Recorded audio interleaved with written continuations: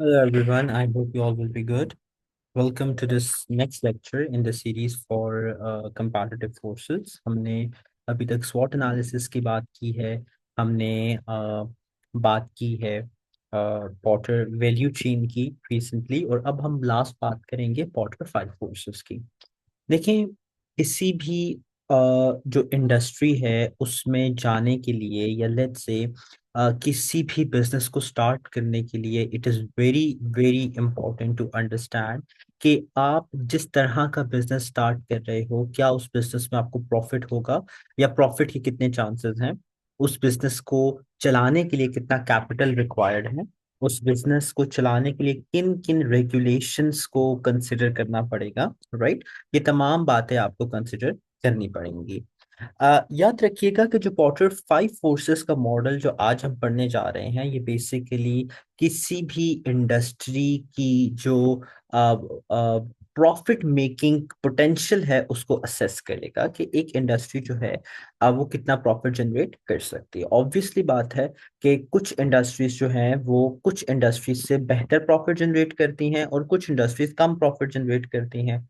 अब ऑब्वियस सी बात है कि जितना ज्यादा प्रॉफिट पोटेंशियल होगा किसी भी इंडस्ट्री में, उतना ही ज्यादा उस इंडस्ट्री की अट्रैक्टिवनेस बढ़ जाएगी, लोग ज्यादा उस इंडस्ट्री में मूव करने की कोशिश करेंगे, राइट।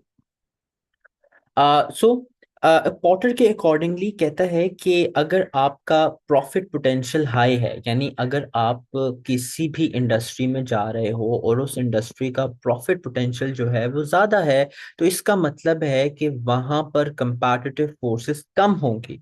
देखो, जहां आपको प्रॉफिट ज्यादा हो रहा है, जिसका प्रॉफिट आपको ज्यादा मिल सकता है, वहां पर कंपैटिटिव फोर्सेस कम होंगी। जहां प्रॉफिट पोटेंशियल लो होगा, वहां पर कंपैटिटिव फोर्सेस जो हैं वो स्ट्रांग होंगी। अब ये कंपैटिटिव फोर्सेस क्या हैं? ये पांच तरह की कंपैटिटिव फोर्सेस आती हैं। मैं वन बाय वन इनको लिखता हूं, and then we are going to understand that what these competitive forces actually are. Okay. So सबसे पहले जो है हम बात करते हैं, number one, bargaining power of customer. ठीक है। सबसे पहले जो है हम बात करते हैं बार्गेनिंग पावर ऑफ कस्टमर। अब ये जो बार्गेनिंग पावर ऑफ कस्टमर है, this is the first force जो पॉटर के अकॉर्डिंगली जो है वो आती है इन पे। बार्गेनिंग पावर ऑफ कस्टमर का मतलब है कि आप जिस इंडस्ट्री में काम कर रहे हो, वहां पर कस्टमर कितना आपकी प्राइस को निगोशिएट कर सकता है।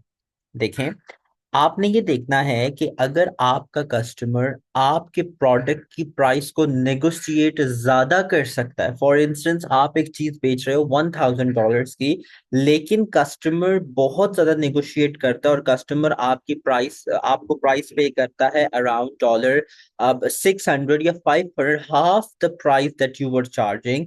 तो दिस मीन्स कि आपके कस्टमर की जो बार्गेनिंग पावर है वो ज्यादा है, राइट। आई होप आपको ये बात समझ में आ जाएगी। देखिए, बार्गेनिंग पावर ऑफ कस्टमर कब ज्यादा होती है? जब लो कस्टमर्स होते हैं। लो कस्टमर डायरेक्टली प्रोपोर्शन, अगर कस्टमर्स लो हैं, यानी नंबर ऑफ पीपल जो आपके प्रोडक्ट को खरीद रहे हैं वो कम है, तो बार्गेनिंग पावर जो है वो हाई हो जाएगा। क्योंकि कस्टमर, देखो, आप यही चाहोगे कि आपका प्रोडक्ट सेल आउट हो जाए। सो चाहते ना चाहते हुए आपको आपके अपने कस्टमर की बात को मानना पड़ेगा, एंड अगर वो लो प्राइस भी समहाउ दे रहा है तो आपको एक्सेप्ट करना पड़ेगा। ठीक है। अब बार्गेनिंग पावर ऑफ कस्टमर में याद रखिएगा, अगर आपके कस्टमर्स जो है वो लो हैं तो बार्गेनिंग पावर हाई होगी। अगर कस्टमर ज्यादा हैं, यानी बहुत ज्यादा नंबर है आपका कस्टमर का, तो यू विल बी लाइक के सर, अगर आपने नहीं ये चीज बाय करनी तो आप मूव ऑन कर जाएं, मेरे बाकी भी कस्टमर हैं। तो फिर बार्गेनिंग पावर जो है वो क्या हो जाती है? कस्टमर की लो हो जाती है। आई होप से यहां तक आपको बात समझ में आ जाएगी। अगर आप जो है लग्जरी ऑफर कर रहे हो, अगर आप एक ऐसा एक लग्जरी प्रोडक्ट अगर आप ऑफर कर रहे हो, तो फिर याद रखिएगा कि आपके जो कस्टमर है उसकी बार्गेनिंग पावर लो हो जाती है, because you are selling a luxury. और जो बंदा लग्जरी खरीदने आएगा वो ऑब्वियसली इतना अमीर होगा कि उसको बार्गेनिंग की इतनी जरूरत नहीं होगी। एंड अगर आप जो है वो नेसेसिटी बेच रहे हो, नेसेसिटी प्रोडक्ट जो है या नेसेसरी प्रोडक्ट जो है वो आप सेल कर रहे हो, अब आई एम नॉट श्योर मैं नेसेसरी की स्पेलिंग ठीक लिखे हैं या गलत, जस्ट लीव दैट। सो आपके प्रोडक्ट जो कस्टमर हैं उनकी बार्गेनिंग पावर क्या हो जाएगी, हाई हो जाएगी, राइट। बिकॉज वो चीज अशद जरूरत है एक इंसान की, तो वहां पर जो है आपके कस्टमर्स जो हैं उन वो बार्गेन कर सकते हैं। ठीक है, आई होप तो यहाँ तक बात आपको समझ में आ गई होगी। इसी तरीके से अगर जो है हमारे पास फिर और क्या क्या चीजें होती हैं, अगर आप एक यूनिक आइटम बेच रहे हो, ठीक है, जैसे लग्जरी की भी बात आ गई, अगर आप एक यूनिक आइटम या यूनिक प्रोडक्ट अगर आपका है, तो कस्टमर की जो बार्गेनिंग पावर होगी वो क्या होगी, वो लो होगी। अगर आप एक कॉमन प्रोडक्ट बेच रहे हो जो हर मार्केट से इजीली मिल जाता है, तो कस्टमर की बार्गेनिंग पावर हाई हो जाएगी। फिर बार्गेनिंग पावर ऑफ कस्टमर में एक और बात आती है जिसको हम कहते हैं स्विचिंग कॉस्ट। ओके, अगर एक प्रोडक्ट से दूसरे प्रोडक्ट पर स्विच करने की कॉस्ट हाई है, तो आपकी बार्गेनिंग पावर लो हो जाएगी। ठीक है, कस्टमर्स को पता है कि यार अगर मैंने यहाँ से कॉन्ट्रैक्ट छोड़ दिया या यहाँ से मैंने प्रोडक्ट छोड़ दिया तो मुझे दूसरी जगह बहुत महंगा मिलना है, तो वो ना चाहते हुए भी आपसे महंगा प्रोडक्ट खरीदेगा। और उसकी जो बार्गेनिंग पावर होगी वो क्या होगी, लो होगी। लेकिन अगर स्विचिंग कॉस्ट कम है, इजीली कस्टमर दूसरी जगह जा सकता है, तो बार्गेनिंग पावर हाई हो जाती है। ठीक है, आई होप सो आप लोगों को यहां तक बात समझ में आ गई होगी कि बार्गेनिंग पावर ऑफ कस्टमर्स का क्या मतलब है, कि जहां पर कस्टमर आपसे आपके प्रोडक्ट की प्राइस नेगोशिएट कर सकता है। कम कस्टमर्स हैं, बार्गेनिंग पावर हाई होगी। लग्जरी प्रोडक्ट है, बार्गेनिंग पावर लो होगी। यूनिक प्रोडक्ट, बार्गेनिंग पावर लो होगी। हाई कस्टमर्स हैं, बार्गेनिंग पावर लो होगी। नेसेसिटी प्रोडक्ट है, bargaining power high. And common product, bargaining power high. Switching cost अगर हाई है तो बार्गेनिंग पावर लो है, एंड अगर लो है तो बार्गेनिंग पावर हाई।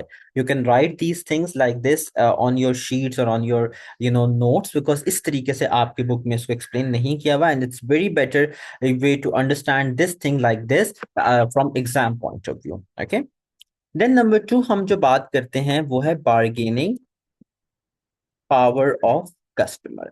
अब bargaining power of bargaining power of supplier जो है, हम इसी को अगर बिल्कुल ऑपोजिट कर दें तो that is going to be your bargaining power of supplier. ठीक है, मैं बिल्कुल एज इट इज इसको जो है कॉपी पेस्ट करता हूं यहां पर।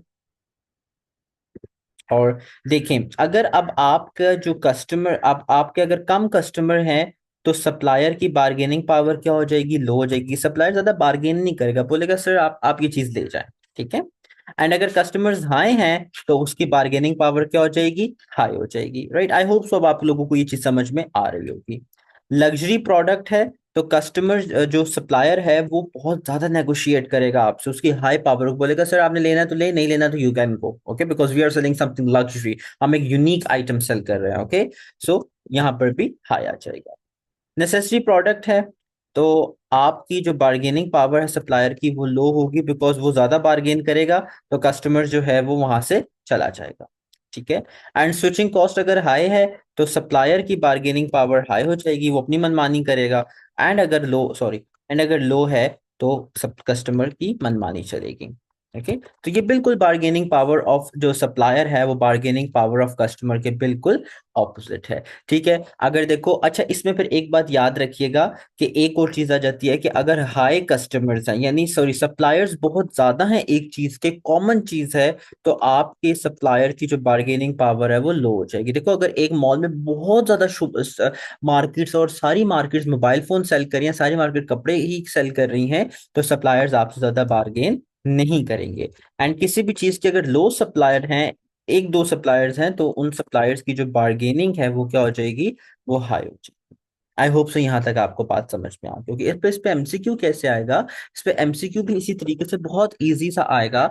वो आपको एक सिनेरियो दे देंगे, बोलेंगे बताओ इस सिनेरियो में bargaining power of customer high है या लो है, या ये सिनेरियो किस चीज पे शो कर रहा है। तो आपको फिर एनालाइज करना होगा, अच्छा इसमें क्या कस्टमर बार्गेन कर रहा है, इसमें सप्लायर बार्गेन कर रहा है, तो फिर वो पॉइंट आपने नोट डाउन या उसको चूज करना होगा।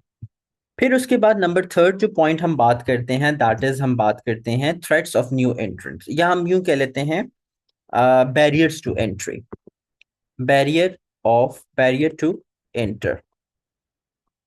अब बैरियर टू एंटर का मतलब है कि आप किसी भी इंडस्ट्री में जब जाते हैं तो उस इंडस्ट्री में जाने के लिए आपको किस तरह के बैरियर्स का, किस तरह के इश्यूज का सामना करना पड़ता है, इसको बैरियर्स ऑफ एंट्री भी कहते हैं, इसको थ्रेट्स ऑफ न्यू एंट्रेंट्स भी कहते हैं। मैं यहाँ भी लिख देता हूँ, threats of new entrants. Okay, so याद रखिएगा कि इसमें अब क्या बात होगी कि अगर किसी भी कंपनी, किसी भी इंडस्ट्री में एंट्री बैरियर्स हाई हैं, ओके मैं आपको समझाता हूँ, एंट्री बैरियर्स हाई हैं, थ्रेट्स ऑफ न्यू एंट्रेंट्स क्या होंगे? अगर एंट्री बैरियर्स आपके हाई हैं तो आपके थ्रेट ऑफ न्यू एंट्रेंट्स क्या हो जाएंगे? आपके लो हो जाएंगे। ठीक है, और इसी को अगर मैं यहाँ पर कॉपी पेस्ट कर दूं, सॉरी, यहाँ पर, और ये लो हो जाएगा और ये हाइट।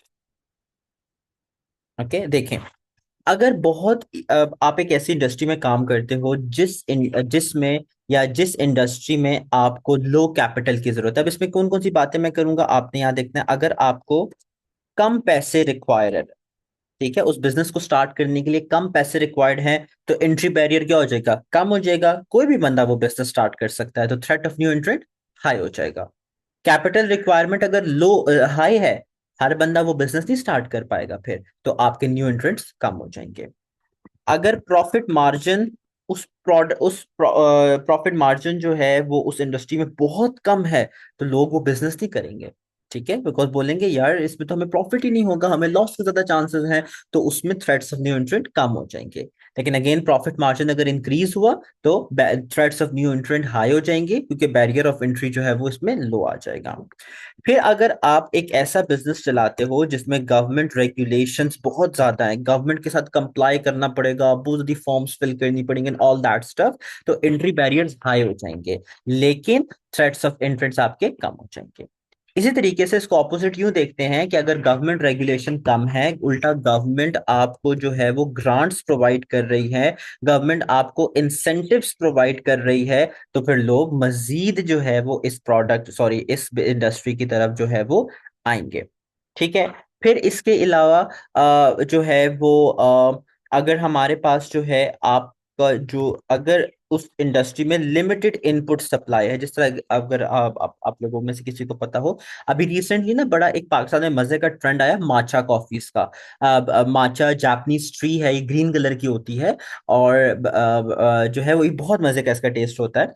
तो माचा कॉफी का भी ना जैसे ही ट्रेंड आया है तो हर जगह इसकी जो है ना वो धूम मच गई है, एंड बहुत से लोगों को इसका जो है टेस्ट जो है ना वो पसंद आया है। I also like the taste as well.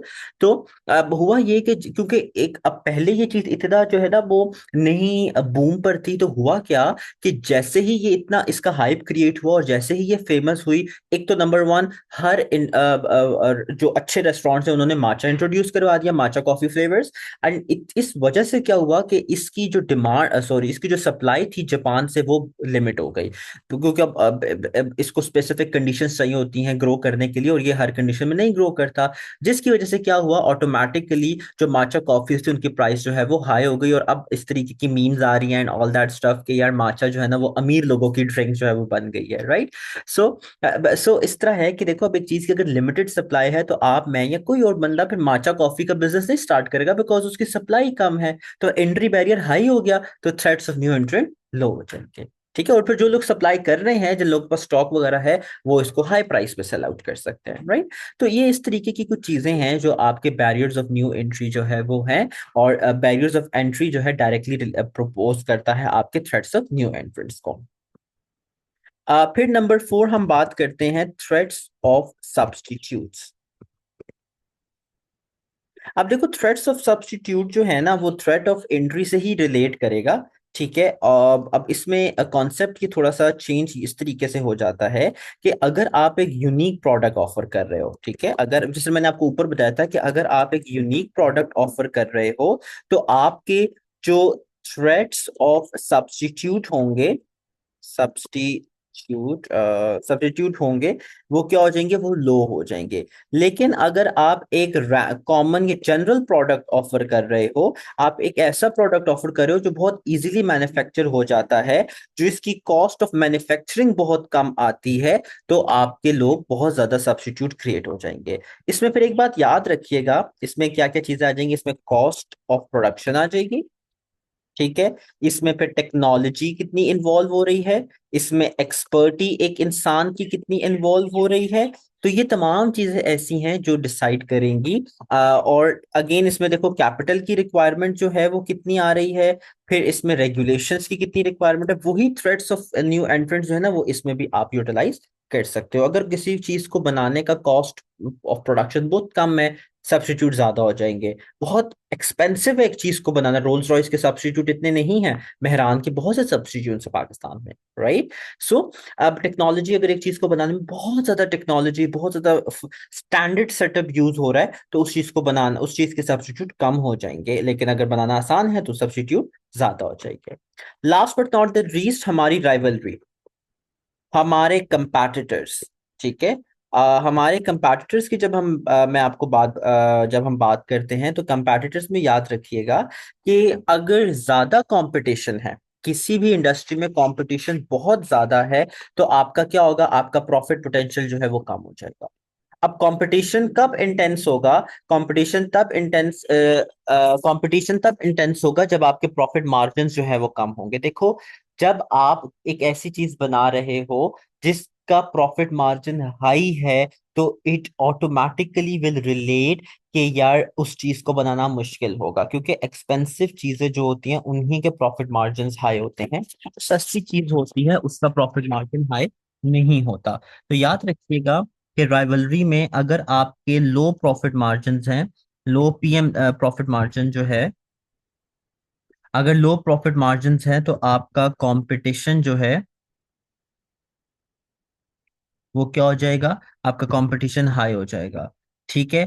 अगर आपकी जो है वो एक जनरल प्रोडक्ट है, जनरल एंड इजी प्रोडक्ट है आपका, तो अगेन आपका कंपटीशन क्या हो जाएगा, आपका कंपटीशन हाई हो जाएगा, ठीक है। बहुत ज्यादा कंपैटिटर्स आ जाएंगे। अगर आपके प्रोडक्ट को कॉपी करना बहुत इजी है, तो बहुत इजीली जो है वो आ जाएंगे कंपैटिटर्स।